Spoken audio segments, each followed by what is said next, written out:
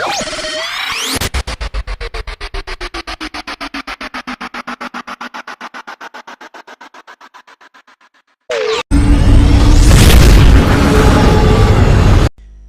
অনেক সময় বিভিন্ন পাঞ্জাবি বা শাড়ির মধ্যে চমৎকার সব আলপনা দেখতে পাই যা আমাদেরকে মুগ্ধ করে। তো এ ধরনের আলপনা মূলত এই গ্রাফিক ডিজাইনই তৈরি করে পরে তা পাঞ্জাবি বা শাড়ি বা যে কোনো স্থানে সেটি প্রিন্ট করা হয়। তো এই ধরনের এই আলপনা, চমৎকার একটি আলপনা আপনিও নিজেও তৈরি করতে পারেন। তো মূলত গ্রাফিক ডিজাইনের যে ইলাস্ট্রেটর যে সফটওয়্যারটি, এটিতেই প্রথমে আলপনাটি করতে হয়। তো দেখুন এখানে আমরা একটি স্যাম্পল ডিজাইন দেখতে পাচ্ছি যে এই ডিজাইনটি, সাপোজ এই আলপনাটি আমরা কিভাবে করব। তো এই আলপনাটি করার জন্য প্রথমে যে কথাটি মনে রাখা দরকার সেটি হচ্ছে যে মূল যে ডিজাইন, মূল যে আলপনাটি, সেটি আপনাকে সুন্দরভাবে কাগজে কলমে স্কেচ করতে হবে, অর্থাৎ ড্রয়িং করতে হবে। এরপরে সেটিকে স্ক্যান করে আপনার কম্পিউটারে ঢোকাতে হবে। এক্ষেত্রে মনে রাখা দরকার যে যদি আপনার আলপনা বা ড্রয়িংয়ের হ্যান্ড ভালো না থাকে, তো সেক্ষেত্রে চিন্তার কোনো কারণ নেই। সেক্ষেত্রে যারা ভালো আঁকিয়ে বা ভালো ড্রয়িং করতে পারে, এরকম শিল্পী বা যে কোনো ড্রয়িং ম্যান দিয়ে আলপনা ড্রয়িং করে সেটি আপনার সেই কাগজটি কম্পিউটারে স্ক্যান করে আপনার কম্পিউটারে ঢুকিয়ে নিতে হবে, জেপিজি ফরম্যাটে বা বিএমপি যে কোনো ফরম্যাটে ঢুকিয়ে সেটির উপরে আমাদেরকে, আপনি যদি ভালো ড্রয়িং ম্যান নাও হন, যদি আপনি আলপনাটি কোথাও থেকে আঁকিয়ে নিতে পারেন, তবু আপনি সুন্দর একটি আলপনা তৈরি করতে পারবেন ইলাস্ট্রেটরে। তো আসুন আমরা কীভাবে ধরনের একটি আলপনা তৈরি করতে পারি। আমরা একটা আলপনা স্ক্যান করে ঢুকিয়েছি কম্পিউটারে, সাপোজ এই আলপনাটি, এটি আমরা কীভাবে ইলাস্ট্রেটরে আনবো। দেখুন ফাইল মেনুতে ক্লিক, দেন প্লেস এ ক্লিক। প্লেসে ক্লিক করার পর আমাদের আলপনা নামে একটি ফাইল রয়েছে জেপিজি ফরম্যাটের। এখানে মনে রাখতে হবে যে এখানে যদি লিঙ্ক, এই যে বাটনটি রয়েছে, যদি টিক চিহ্ন থাকে তা উঠিয়ে দিতে হবে। এরপরে আলপনাটি সিলেক্ট করে আমরা প্লেস বাটনে ক্লিক করব। তো প্লেস বাটনে ক্লিক করার পরে আলপনাটি আমাদের এখানে প্লেস হলো।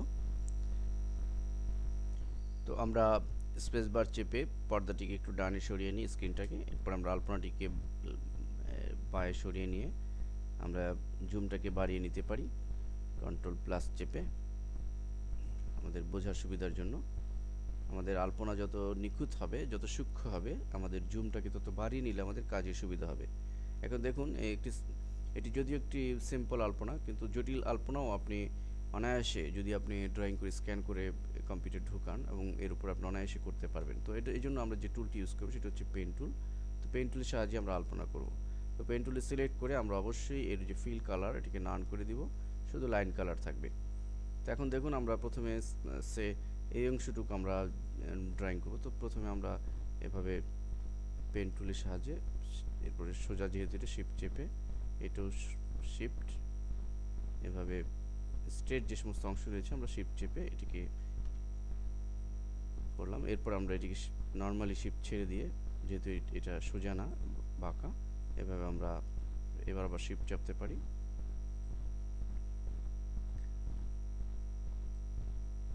তো এভাবে আমরা, এরপরে দেখুন এখানে একটু কার্ভ রয়েছে, বাঁকা রয়েছে।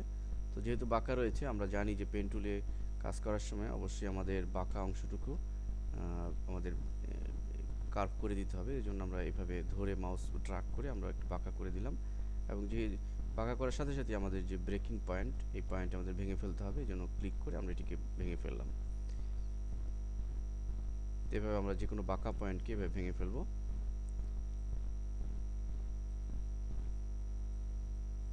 আবার এখানেও বাঁকা রয়েছে, অতএব এই পদ্ধতিতে আমরা এটিকে ভেঙে ফেলবো। তো এরপরে সর্বশেষে আমরা এভাবে যে স্টার্টিং পয়েন্ট রয়েছে এখানে ক্লিক করে এটিকে জোড়া লাগিয়ে ফেলবো। আমাদের যখন এই অংশটুকু কমপ্লিট হলো, তখন আমরা সিলেকশন টুলটি দিয়ে আমরা এই অংশটুকু, যে অংশটুকু আমরা পাথ করলাম, এটিকে পাথ বলা হয়, খুবই গুরুত্বপূর্ণ। তো এই পাথটিকে আমরা সরিয়ে নিয়ে আসলাম, আমাদের স্ক্রিনের এই জায়গাটাতে নিয়ে আসলাম। তো এরপরে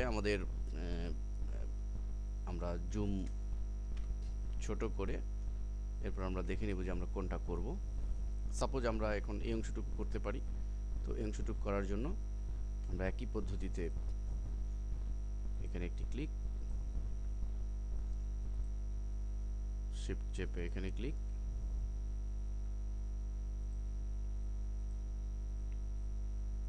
অর্থাৎ আমাদের একই পদ্ধতিতে এখানে আগাতে হবে। যদি কোথাও কার্ভ থাকে তো আমাদের বাঁকা করে সেটি ড্রয়িং করতে হবে এবং এভাবে সবশেষে স্টার্টিং পয়েন্টে এনে আমরা এটিকে জোড়া লাগিয়ে ফেলবো এবং এই অংশ যখন কমপ্লিট হলো তো একইভাবে আমাদের এটিকেও আমরা সরিয়ে ফেলবো ঠিক এই পজিশনে।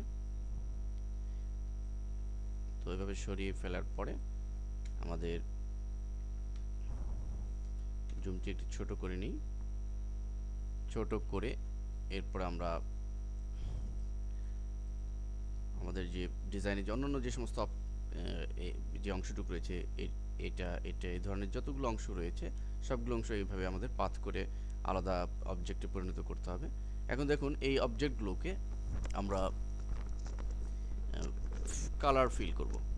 আমরা যদি আমাদের মূল ডিজাইনে চলে যাই আমরা দেখতে পেয়েছি যে বিভিন্ন কালারে এটি ছিল। তো আমরা যদি কালার ফিল করি তো আমরা কালার ফিল করার জন্য এখানে ফিল কালার যেহেতু নান রয়েছে তো আমরা ফিল কালারে এখানে সাপোজ আমরা এখানে একটা কমলা কালারটি দিলাম এবং এখানে যদি অন্য কালার দিয়ে ফিল করে দিই, সাপোজ আমরা নেভি ব্লু বা ব্লু কালার দিলাম। তো দেখুন এখন আমরা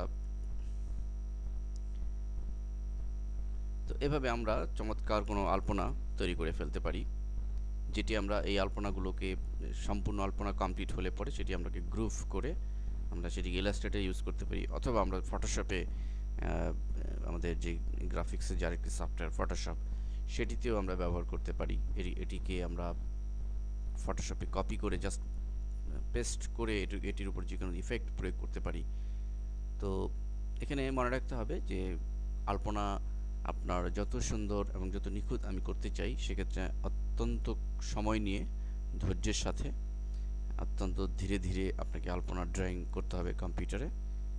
তো আপনি যদি ভালো আঁকিয়ে নাও হন সেক্ষেত্রে যে কোনো ড্রয়িং ম্যান দিয়ে এটিকে ড্রয়িং করে তারপর আপনি এটির উপর যে কোনোভাবে আপনি সুন্দরভাবে একটি আলপনা ড্রয়িং করে ফেলতে পারেন। ধন্যবাদ।